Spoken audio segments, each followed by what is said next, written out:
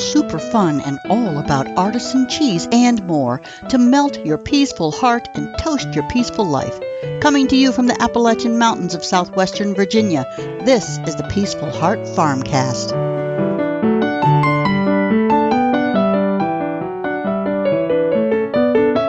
Hey, this is Scott Hall from Peaceful Heart Farm, and you are listening to the Peaceful Heart Farmcast. Hello, everybody. Melanie Hall here. I hope you are doing very well. The conversation today and every day revolves around the value of tradition, traditional life, traditional food prep and storage, traditional cooking, and of course, traditional artisan cheese and dairy. Topics discussed here are designed to create new perspectives and possibilities for how you might add the taste of tradition to your life. Today's topic is how dairy fits into the ketogenic diet. The ketogenic diet is catching on more and more, it seems to me. Maybe it's just because I am practicing that way of eating. Or it might be just because it works. And today I want to share some of my story and how I use dairy and still stay in ketosis. I'm even going to share a keto chocolate ice cream recipe with you. But first, let me say welcome to all the new listeners and welcome back to veteran homestead-loving regulars who stop by the Farmcast every week. I want you to know how much I appreciate you. And I'm going to ask you a favor. Reviews on iTunes are important for this podcast. I just found this out. It's important to trigger their algorithm to feature it prominently in search results. So I'd like for you to go to iTunes and enter your thoughts about the benefits you receive from listening to my show. And please share with friends and ask them to review it also. And thank you so much for joining me. And thank you for assisting me in getting the word out so others can find the podcast also. I am so excited to share with you what's going on at the farm this week. We're going to talk about the animals. Let's get started. So we'll have the usual homestead life updates, and I'm going to talk about keto diet and dairy, and as I said, the keto chocolate ice cream recipe will be coming right there at the end. So things are getting back to normal at the homestead after our internet outage. It'll take a little while longer to get caught up again, but we'll get there eventually. It was actually Thursday afternoon before we got our internet back. It was a full 8 days after we lost it, and Scott and I have discussed how to manage this issue. This is not the first time that we've had to put business on hold due to lack of internet. The internet can be kind of a plague, social media and all of that. But for us that are in business, it's an important part for us. So this time we came up with a solution. It was actually quite simple. We purchased a spare modem, and we'll be keeping it on hand to be used as needed. When the modem blows out, as it invariably will, we bring out the spare. Easy peasy. No waiting for days to find out if that's all we needed in the first place. We can plug it up, see if it works. Probably 90% of the time it will. And then if we burn another one out, then once we get the replacement modem, that spare one that I purchased can go back into storage until we need it again. So I'll let you know how that pans out, see if it works. Now, I have been doing canning. Today, 13 quarts of whole milk, 6 pints of peas, 16 pints of goat broth, 5 quarts of goat meat, and still to come is blueberry pie filling. So I've been canning. I hope to talk with you about, that tradition of canning. That'll be part of the Farmcast at some point, too. I have 36 quarts of cream canned and 26 quarts of ground beef that I canned. Those projects took lots and lots of time. That was over maybe the last couple of weeks. It was just today. I had 2 canners running twice. I ran 2 canners twice to get all that stuff done. I also have skim milk to can. I have that in the lineup also. So the storm damage, let me talk about that. We're taking it outside now. So we have trees down all over. Scott estimated 3 dozen trees down. Yeah, 3 dozen. I think I mentioned one fell on the orchard fence, and that still needs to be cut up, and then the fence has to be repaired to keep the animals out of the orchard. And last week, I think I forgot to mention that the beehive was blown over. And Scott got dressed up in full protection and put the hive back together. I mean, those bees were hopping mad. That it was just laying on its side, and they were just flying crazy, flying all over outside of the hive. I've never seen that many outside of the hive.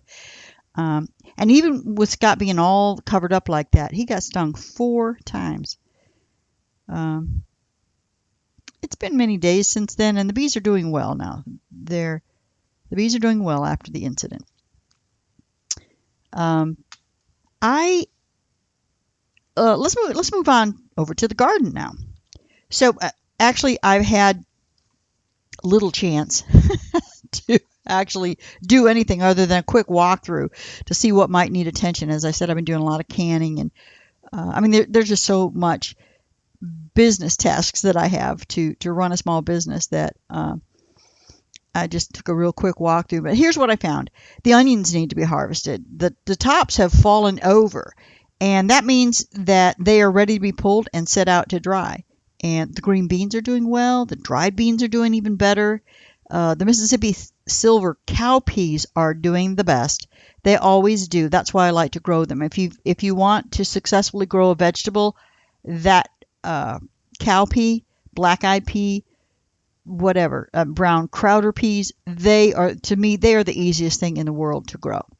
Sometimes they'll get what are those things that the ants farm? Aphids. They'll get aphids. But they're just really, really a very hardy plant, and they produce a lot of peas, and they're so good. The tomatoes, I have one tomato that's starting to turn red. There are many, many tomatoes that are green, and I have those conical cages around my tomato plants for support. They grow up through those cages, and there are 57 of them, but many of them were blown over during the storm, and I set them all back upright, and the plants are doing well. I didn't lose any plants. I just set them right back up, and none of them actually broke. They just kind of bent over. I am so excited. This year, I'm going to can lots of tomato sauce. In the past, I've canned whole tomatoes, crushed tomatoes, chopped tomatoes, diced tomatoes, and so on. But I really use tomatoes more as a tomato sauce in stews a lot. And so last year, late in the year, I watched a YouTube video on how to make tomato sauce. And the last batch of tomatoes that I harvested from the garden, I used to make just a few jars of tomato sauce. And it was much easier than I ever thought it would be. And again, I am so excited to do an even better job this year. Yum. All right. Beef. Grass-fed beef. We took steer to the butcher for processing.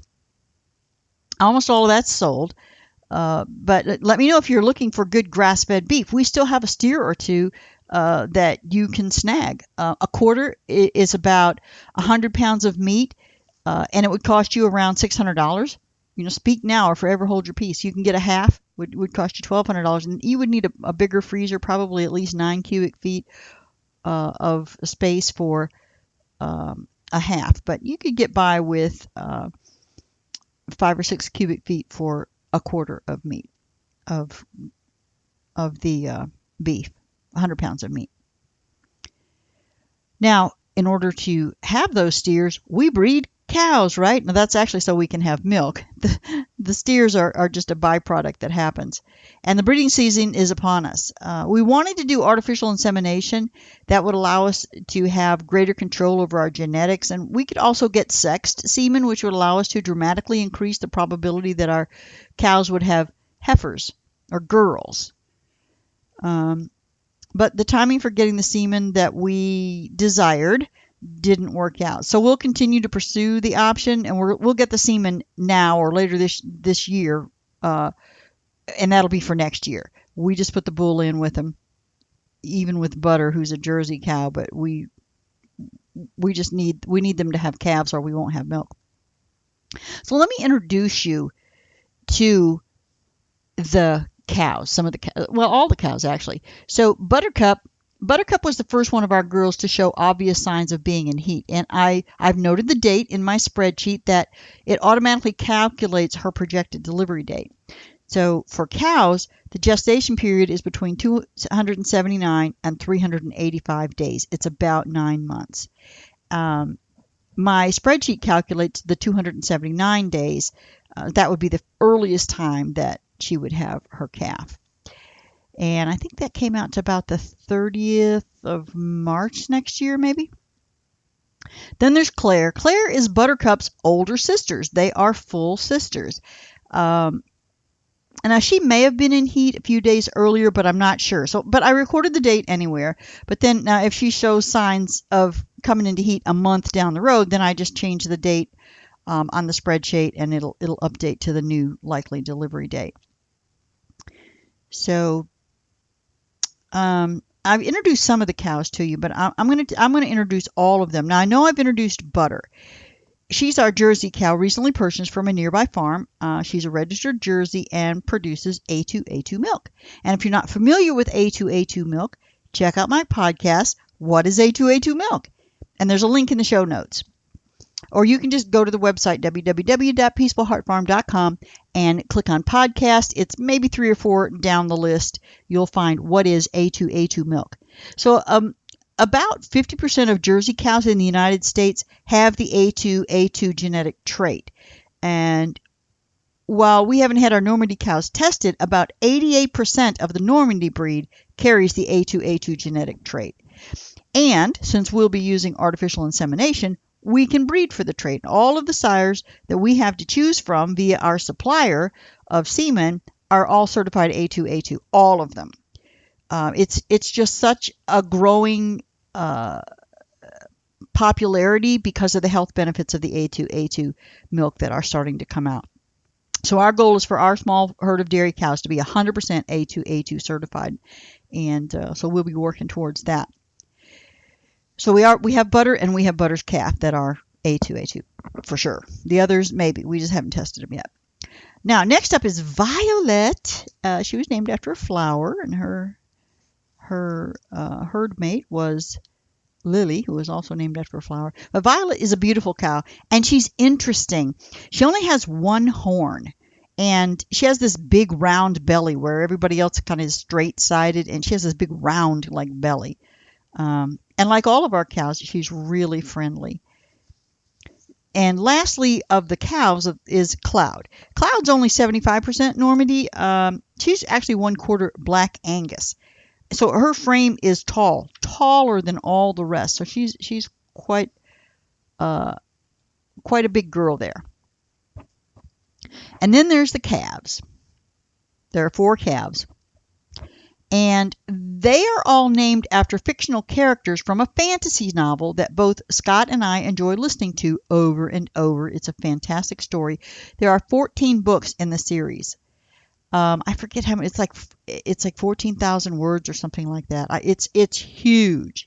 It was written between 1990 all the way up to 2014 or 15 before the last book came out. The original author actually died in 2007. The last 3 books were finished by another writer. Anyway, it's called The Wheel of Time. And I saw a Facebook post just this morning that Amazon is rapidly moving forward with a TV series that will be streamed to Prime members. So if you're not familiar with The Wheel of Time, you will be. Filming is going to begin later this year. And if you like the Game of Thrones, you might like The Wheel of Time as well. It's not nearly as dark as the Game of Thrones, but it's that kind of fantasy world with strange powers and all kinds of different factions vying for power and like that. The central theme, though, is much more esoteric. Really, the central theme, it all leads to the last battle between good and evil, between like the person who's going to save the world and is going to battle the Dark One. So that's the basis of the whole story from the very beginning. All right, so these Wheel of Time calves, Butter's calf is Egwene, and she's also purebred Jersey with the A2A2 genetics, as I said, and she looks like a little deer. She's just that deer brown color, and she's small, and her delicate face that's typical of the Jersey cow. Claire's calf is Matrim, and Buttercup's calf is Perrin, and Dora's calf is Rand. So Matt, Rand, and Perrin are the 3 main characters, and Egwene are the main characters in the Wheel of Time story. So I said Dora's calf is Rand. We lost Dora, if you're not familiar with that particular podcast where I talked about that. 3 days after Rand was born, we lost her to some kind of an infection or something. He was born breech, and there was something wrong from the very beginning. But anyway, that was a sad day. But Violet's calf was named Galad, and he now resides at a new home in Eastern Virginia. So Galad's another character, actually Rand's half-brother, in the Wheel of Time series. And you know what? I don't know if I've talked to you about the donkeys, so I'm going to take a moment to introduce our donkeys as well. They're all miniature donkeys. That means they're 36 inches tall or less at the shoulder, and we keep them as livestock guardian animals. Well, they're also pets. Donkeys love human interaction, so when we have farm tours, you're going to get to pet the donkeys. All right, we have Daisy. She's the matriarch.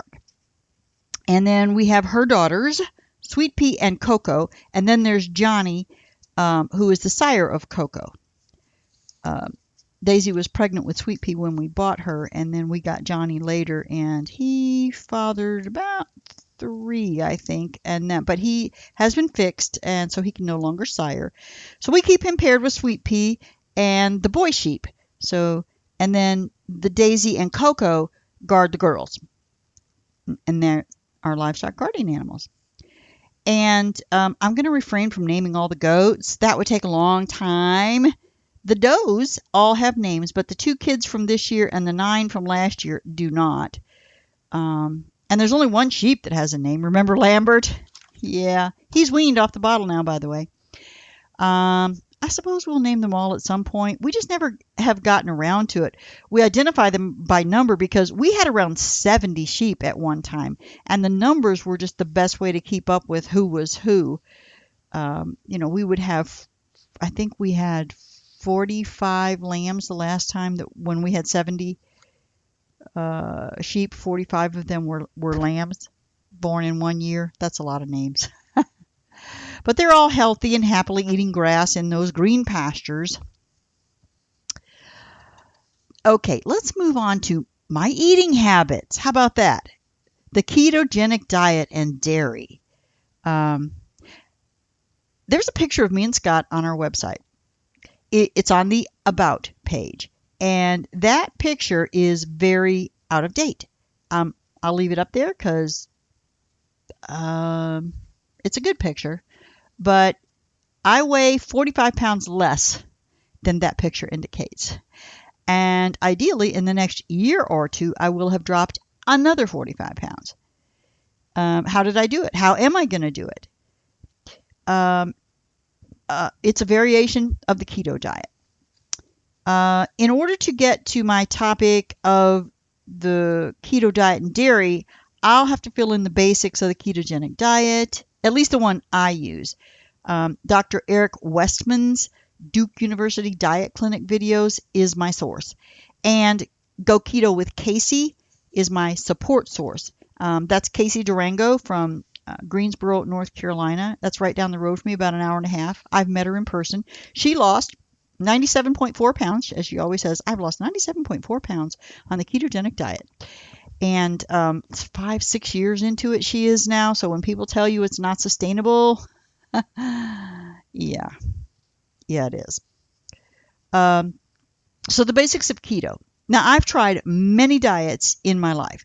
And until October last year, for probably from, I'm going to say, from 2015, 16, somewhere along in there, all the way up to 2018, I had quit and I had just given up. And I had given up on the idea that I would ever be able to be small again. I was just going to be a fatty, and that's all there was to it.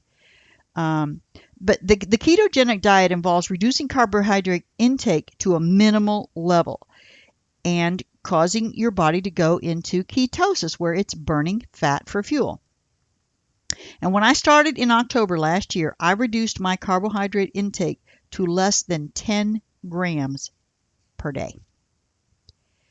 Now let me briefly describe my current protocol. I consume fatty sources of meat and I take in 20 grams or less of carbohydrate daily. Ideally, I only eat when I'm hungry and I stop when I'm satiated. Now, those last 2 points, um, I'm not really good at. I still tend to eat at the same time every day because I always eat at that time, or I eat dinner because I've always eaten dinner. Those are not reasons for eating. They're really not. Um, so that's it in a nutshell for my particular version of the ketogenic diet. I eat fatty sources of meat. That means I eat with the fat that comes with the meat, the skin with the chicken, the fat with the pork or beef or whatever else is that I'm eating. And so eat fatty sources of meat. Keep your carbs under 20 grams a day. Only eat when you're hungry. Stop when you're satiated. 4 simple steps.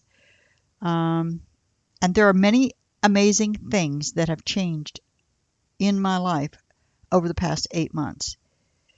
Um, the first thing was the reduction of inflammation. At my age, I thought I would always wake up with sore joints in my hands, and my back was stiff, and that went away within a few days. Where before, I absolutely could not close my hand in the morning because of the inflammation. Now my hands close easily all the time. Wake up, boop, hands close. I was starting to develop nodes on the joints in my hands. It's a hereditary arthritic condition. My mother had it. You've seen people that get old and they have kind of knobby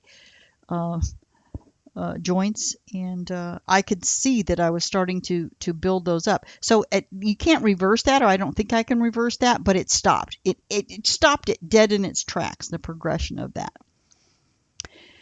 And so that was a great thing, and my energy increased and my strength increased, my where I can, we're in the foothills of the Blue Ridge Mountains, and everything here is uphill. Even if you go downhill, you got to come back, and you got to go uphill coming back. So, and I would just puff and puff and puff going up those hills, and now I don't even get winded. I don't even get winded. It's amazing. Even with the weight still on me, I stopped getting winded. My blood circulation increased so much. Now, the best thing that I've experienced is that I don't think about food anymore. I don't think about food anymore. Anyone out there who struggled with their weight will know what I'm talking about. When I say that my day used to revolve around food. Before I would do anything, I would first evaluate food. Do I need to eat before I do that? Am I going to do this and then eat later? What time am I going to eat? What am I going to eat? If I was going out, going to town for something, do I need to eat first? Am I going to eat while I'm in town? Am I going to use that as an opportunity to eat junk food? What am I going to buy at the store that maybe I'm going to eat when I get back home? Even while I'm eating, I might be evaluating what's going to be eaten at my next meal, planning. And I spent a lot of time planning meals, thinking about what food I was going to cook and when and for which meals. And honestly, I have a new problem. Very often, I haven't planned it at all. Dinner comes around, and Scott doesn't have anything to eat. I mean, I can throw a burger in a pan and have a meal in 15 minutes, but he still wants he still wants his rice and potatoes and all that kind of stuff. I literally have to make myself think about food. And it used to be easy. Okay, I'm going to make a pan of macaroni and cheese, and I would be like compelled to go and make that. Now it's something that's like, oh, I got to make that macaroni and cheese. Oh, I got to make that macaroni and cheese. Oh, I got to make, and it's just like I don't get up and go do it. It becomes more of an annoyance. Well, it's not really an annoyance. I love cooking for Scott, but planning meals has kind of become a task on my calendar that I need to check off. It's the most radical and bizarre change in thinking that I've ever experienced in my entire life. It is such a radical change. So it's a great diet plan, and it fits well with our traditional homestead. We raise animals, and we have dairy, and we also have quail now that are producing eggs. And they also will provide protein. And these are the basics of my diet at this point: meat, dairy, eggs. Those are the basics of my diet. So let me talk about the keto diet and dairy. because I have to be vigilant with dairy. And if you're on the ketogenic diet, you would also probably have to be vigilant with dairy. It's not unlimited. It's good. It's an excellent part of it. But milk has a significant amount of carbohydrates. I actually poured a glass of milk today, about 8 ounces. And if it was 3.5% milk from the store, it would be about 12 grams of carbohydrates. And that's still under my goal of 20, but that's leaving only 8 grams as wiggle room. So that's the first time in 8 months that I've poured myself a glass of milk. I'd have a sip here and there out of Scott's glass, but not a full glass. So I poured a glass today, but I do have to track my carbohydrates, and that's where I get a significant portion of them is from the dairy products. Now, aged cheese, on the other hand, has less than 1 gram of carb. But still, I have to be vigilant because cheese is a calorie-dense food. Cream is great. Also, it's like less than 1 gram of carb if it's real heavy cream because it's fat. Cream is basically almost 100% fat. So it's also very calorie dense. So while I only track the carbohydrates, in the end, the calories do matter. So dairy products can fit very well into a ketogenic diet. So what matters is keeping your body in ketosis, and that's keeping your carbs under 20. Some people can go with more than that, but it can bring on, for me anyway, and for a lot of others, you get up to 30, 40, 50 a day and you start having carb cravings. So you might stay in ketosis, you might not, but you would start craving carbohydrates. Because when you're in ketosis, your carbohydrate intake is so low that your body stops looking for carbohydrates and it transforms itself into a fat burning machine. And I completely lost interest in carbohydrates. And once it's like you switch over to burning fat, now you're interested in high fat things. I did have to watch out. I had like slight cravings for like butter and bread. I really wanted the butter is what I really wanted. I did take a bite of bread and it was just like, oh, this tastes like cardboard. But anyway. So yeah, your carbohydrate cravings will completely disappear. Now that part was not quite as easy as I would have liked. I went through a time where the carbohydrate cravings were quite acute. And the way I made it through that period was to increase the fat and protein that I was eating. So every time I would want a cake or cookies or some other sweet, I would go eat another hamburger. And I was aware that I was overeating, but it got me through, right? So I craved something sweet, and I was like, well, I'm just going to stuff myself with this hamburger. I got to the point where I couldn't stuff another mouthful in, or I would burst. And, then I didn't feel well, so that stopped the carb craving. I didn't want to eat anything. And after a few days, they stopped. I could literally sit and watch Scott eat some dessert and not feel compelled to reach over there with my fork and grab a bite of it. Any other time when I would be on a diet and I'm sitting there looking at somebody eating a sweet, I would just be dying for that thing. It's gone, nothing. I would look at it and go, well, I could eat that. It'd probably taste pretty good, but I don't have to. I think I'm going to be okay without it. And those of you who are listening that have had issues with weight, you may find that hard to believe. I know I did. And I was experiencing it. I'm sitting there going, wow, I have no desire to go over there to this all-you-can-eat buffet and load up on these desserts. So back to the dairy. On the keto protocol, I have to be careful with dairy. But it is totally the greatest part of my diet. I love dairy. And I'm going to finish up here with the recipe for keto chocolate ice cream. As I said, cream is great.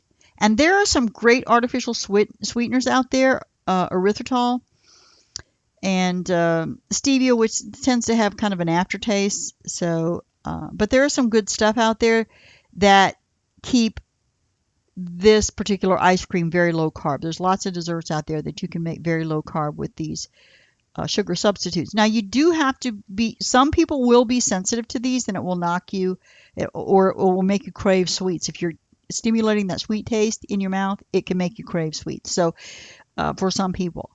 So just keep that in mind too. The keto chocolate ice cream recipe. So this recipe does not use an ice cream maker. It's heavy whipping cream whipped to soft peaks. It's got egg whites in it that are whipped to soft peaks. So the result is kind of similar to a fluffy chocolate mousse. So it uses 5 ounces of 85 or 90% dark chocolate broken up into pieces. You got 2 ounces of cocoa butter, 4 large eggs, and they'll be separated, a quarter teaspoon cream of tartar, half a cup of powdered erythritol, or there's a brand name called Swerve you might use, a tablespoon of sugar-free vanilla extract, and 1 1/4 cups of heavy whipping cream. So what you're going to do is you're going to actually melt the chocolate and the cocoa butter. And use a double boiler over a medium heat and then cool it to room temperature. So you're just liquefying your chocolate. And then you're going to separate the whites from the egg yolks, and then using an electric mixer, beat those egg whites and the cream of tartar, just like you would if you were making a meringue topping. And as the egg whites thicken, then you're going to slowly add the powdered erythritol. This particular erythritol, it says it's powdered. So you can get like a granular erythritol that's like sugar, and then you can get the powdered that's more like the 10x powdered sugar. All right, so you're beating those egg whites with the cream of tartar and the erythritol, and you're going to beat it until they create stiff peaks. And then in another bowl, you beat or whisk the cream until soft peaks form when the whisk is removed. So you're making whipped cream there. And then in a third bowl, mix the egg yolks with the vanilla extract. Right? So you've got 4 bowls actually. You've got your chocolate, you've got your egg whites, you've got your whipped cream, and you've got your egg yolks and vanilla. So after your chocolate is cool, then just using a rubber spatula, you add about 1/3 of the fluffy egg whites and mix it gently with the chocolate. And then so use about 1/3 of it, and then add another 1/3 and another 1/3 of those egg whites in, gently folding it. You don't want to deflate them after you've puffed them up. So then next put in the egg yolk and vanilla mixture, and then finally you're going to fold in that whipped cream using the spatula. Again, you're going to create this fluffy chocolate mousse. Transfer the chocolate mousse to a 9 by 9 inch baking dish lined with parchment paper and freeze it for at least 4 to 6 hours or until it's set. You can use 1 cup single serving containers for portion control. That's what I do. And if the ice cream is too hard, leave it at room temperature 15-20 minutes before serving. So a serving size is 3/4 of a cup. That has 267 calories, 25 grams of fat, 5.5 grams of carbohydrates, and 5 grams of protein. So there you have it. That's a yummy ice cream dessert that is totally keto friendly. So I hope you enjoyed getting to know our animals in this podcast a little bit better. You know, we love them. We hope you do too. And that keto diet is working for me, and I'm so glad that I can still use my dairy products. Wouldn't that have been a hoot if I had found something that improved my health dramatically and it completely contradicted my life's work? That didn't happen. Meat and dairy are the center of our lives and the center of my diet. So remember, you'll have to measure that keto chocolate ice cream, but I think it will be well worth your time. Again, serving is 3/4 of a cup and contributes 5.5 grams of carbs. If you enjoyed this podcast, please hop over to Apple Podcasts and subscribe. And as I said, please give me a 5-star rating and a review. Those reviews are so important. Also, please share it with any family and friends who might be interested in this type of content. And as always, I'm here to help you taste the traditional touch. Thank you so much for stopping by the homestead. And until next time, may God fill your life with grace and peace.